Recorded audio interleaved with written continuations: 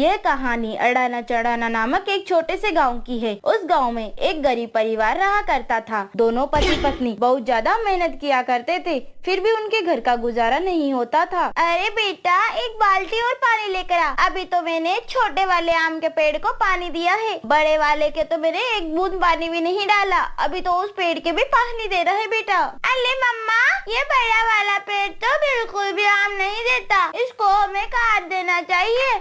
ये तो हमारे किसी काम का भी नहीं है।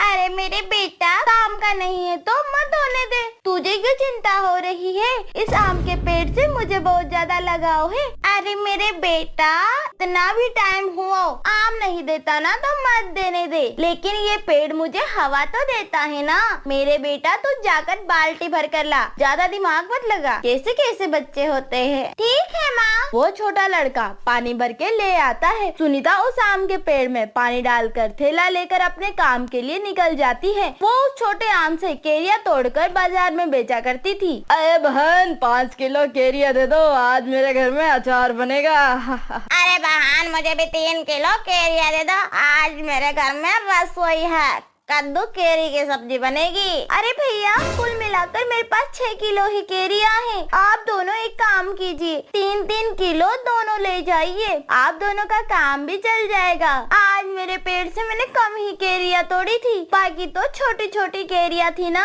इसलिए आप आज कम केरिया ले जाइए और कल ज्यादा ले जाना।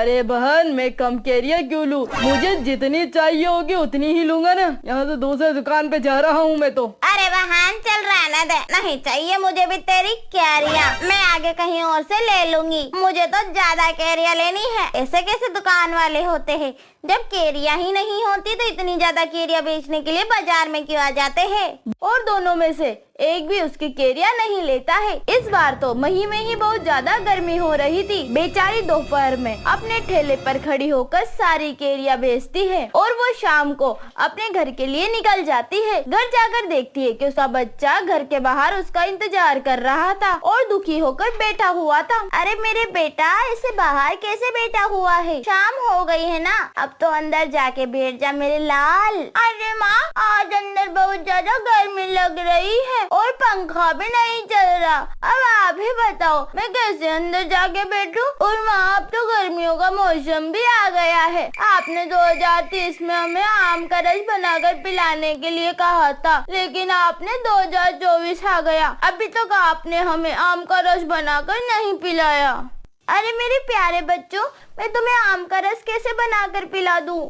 उस आम के पेड़ में जितनी केरियां आती हैं, मैं उन्हें तो तोड़ ही लेती हूँ और वो पके तभी तो वो आम बनेगी ना मेरे बच्चों। अगर मैं उन केरियों को नहीं तोड़ूंगी तो फिर बाजार में क्या बेच कर आऊंगी? बता मेरे लाल, कहाँ से बनाऊं मैं तुम्हारे लिए आम रस? अपनी माँ की हालत देखकर वो छोटा सा बच्चा दुखी हो जाता है और चुपचाप अपने मन को समझाकर वह घर के अंदर चला जाता है। और सुनीता उसके लिए खाना बनाती है और जैसे ही वह खाना ला रही होती है, उसका पति भागता भागता घर के अंदर आता है और चुपचाप दुखी होकर पलंग पर बैठ जाता है। सुनीता अपने पति के पास जाकर उससे कहती है, अजी आपके क्या हुआ? ऐसे चिंता में कैसे आए हो? कहीं कोई समस्या तो नहीं हो गई ना? आप ठीक तो हो ना जी? अरे मैं सही हूँ, पर जिस सेठ से मैंने पैसे उधार लिए थे ना, उन्होंने मुझे देख लिया और वो मुझे देखकर मेरे पास आने लगे। मैं डर के मारे भागता भागता घर पे आ गया। अगर मैं उनसे मिलूंगा तो वो मुझसे पैसे मांगने लगेंगे सुनीता, और वो मेरी पिटाई भी कर देंगे। मैं अभी तक उनका कर्ज नहीं चुका पाया हूँ। 5 महीने हो गए, कर्ज का ब्याज ही बहुत ज्यादा बढ़ गया है, कुछ समझ नहीं आ रहा।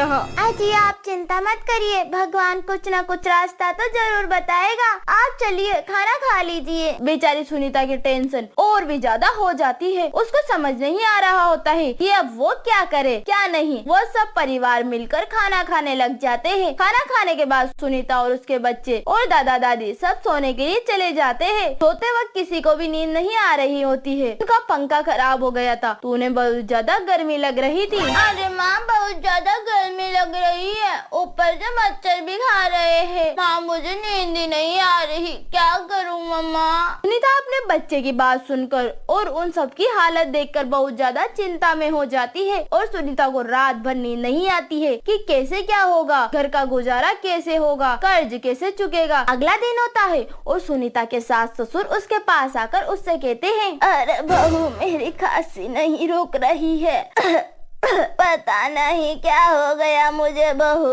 और हाँ बहू, मेरी भी पेट बहुत ज्यादा दर्द कर रहा है, पता नहीं क्या हो गया। जब पिछली बार डॉक्टर के गए थे तो पथरी बताई थी और जो डॉक्टर ने दवाई दी थी बेटा वो तो खत्म हो गई है। तुम दोनों ने अभी तक लाकर नहीं दी। हाँ मम्मी पापा, आपकी दवाई जरूर लेकर आऊंगी मैं। शायद दवाई खत्म हो गई है ना, इसलिए आपकी ऐसी हालत हो रही है। आप लोग चिंता मत करिए।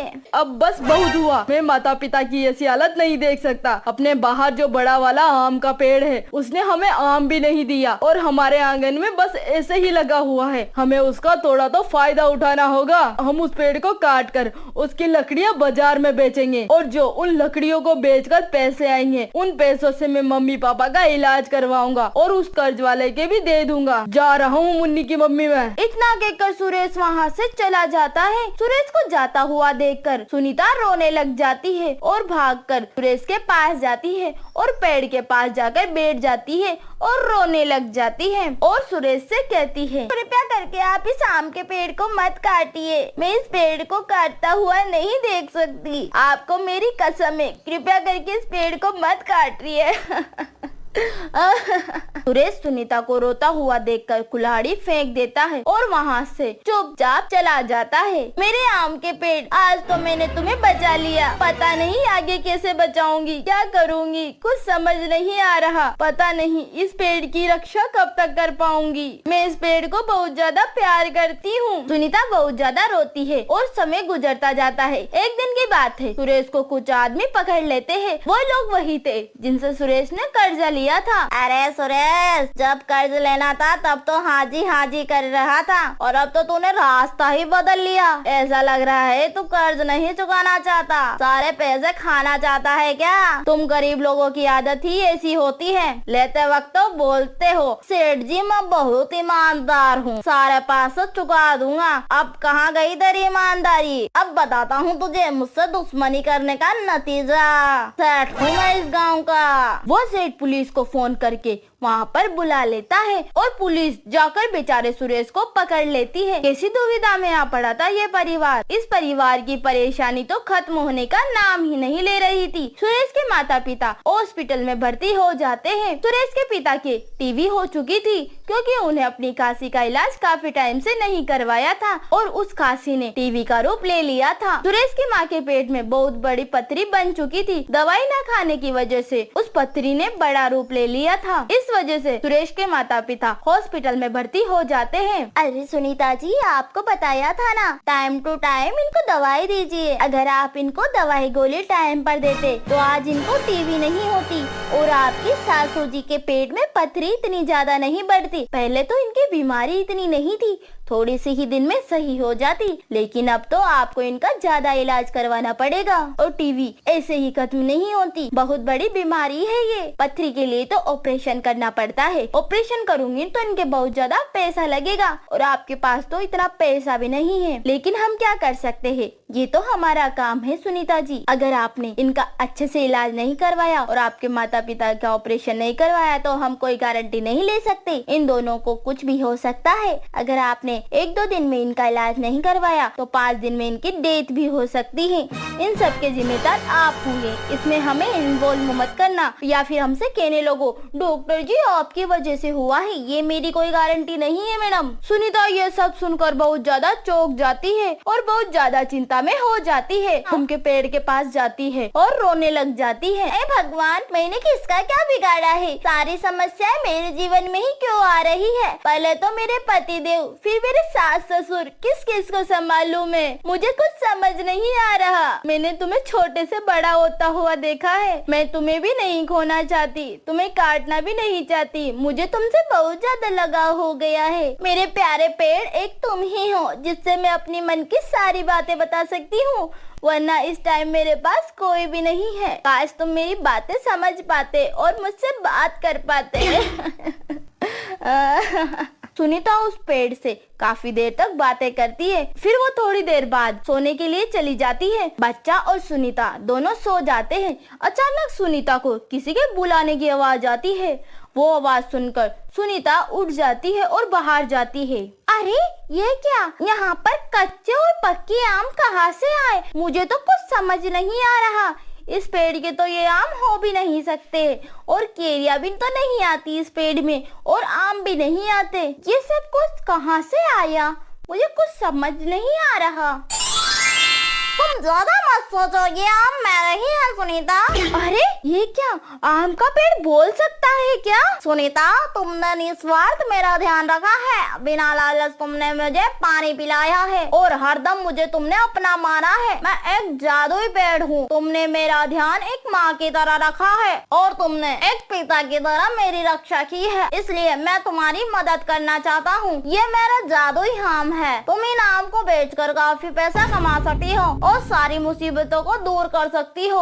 अच्छा, धन्यवाद जादुई पेड़, मैं बहुत खुश हूँ तुमसे बात कर। और हाँ सुनीता, मैंने देखा था कि तुम्हारे बच्चे आम रस की मांग कर रहे थे और तुम्हारे पास पैसे नहीं थे, इसलिए तुम पंखा भी नहीं सही करवा रही थी। मैं तुम्हें कुछ देना चाहता हूँ। Ring ring ring. तुम सबको अब पंखा चलाने की जरूरत नहीं पड़ेगी, आप इस कूलर का इस्तेमाल करना, ये तुम्हें बहुत ज्यादा ठंडी हवा देगा और ये आम रस बच्चों के लिए बहुत पसंद आएगा उन्हें। ये जादुई आम रस है और तुम्हें जब भी मेरी जरूरत हो तुम मेरे पास आ जाना, मैं तुम्हारी हमेशा मदद करने के लिए तैयार रहूंगा।